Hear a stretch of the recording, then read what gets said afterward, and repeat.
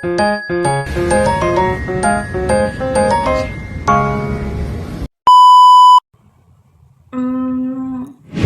kamu bayangin, dua perusahaan besar, sebut aja rivalnya Indomie sama mie sedap, tiba-tiba bikin kesepakatan bareng.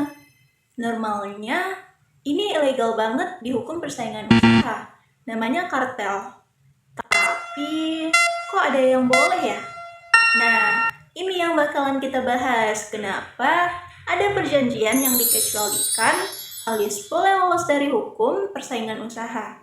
Stay till the end, karena ini penting banget kalau kamu mau kerja di bidang hukum, bisnis, atau bahkan buka usaha sendiri. Let's go!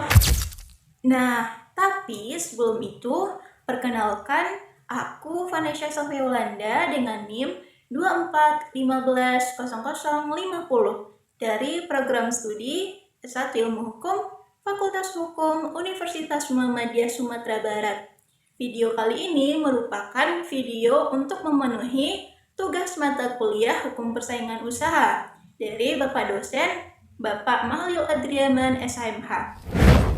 Oke, poin pertama. Kenapa sih hukum persaingan usaha itu butuh pengecualian? Jadi gini, hukum persaingan usaha itu intinya pengen bikin pasar itu lebih fair. Gak ada monopoli, gak ada yang main curang lewat kartel. Tapi hidup gak sesederhana itu guys. Ada kondisi-kondisi tertentu di mana kalau aturan ini diterapin secara kaku 100%, malah bisa bikin masalah baru.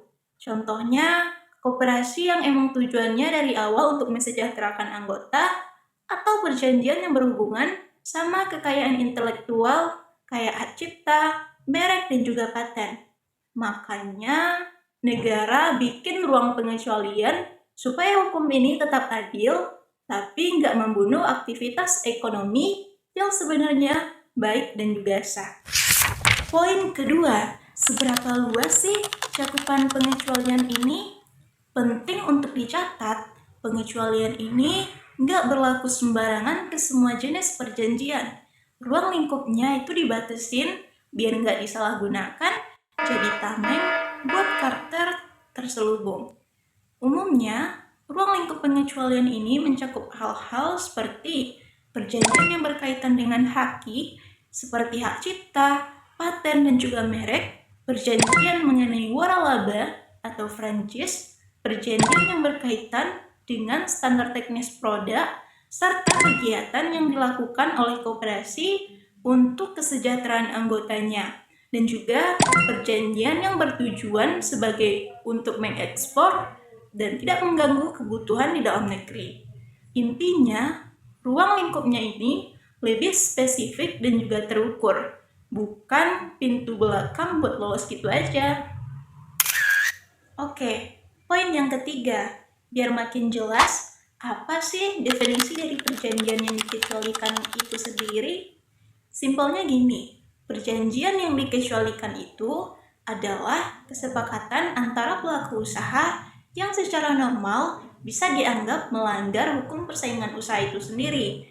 Tapi karena ada alasan yang sah dan diatur di dalam undang-undang, perjanjian itu jadi legal alias boleh dilakukan. Jadi, bukan berarti kebal hukum selamanya ya, tetap ada syarat dan juga batasannya.